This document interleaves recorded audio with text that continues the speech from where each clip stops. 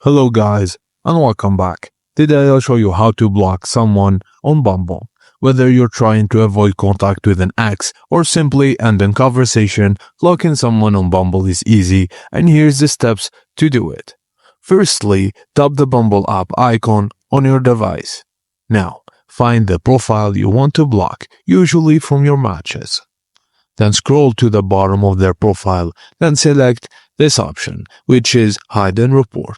Choose I'm just not interested if you don't want to report, or select another reason to send a report.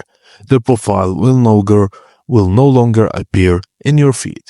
So, by following these steps, you can block someone without them being notified directly on Bumble. And that's it guys, as simple as that. Thank you for watching, and please don't forget to like and subscribe for more.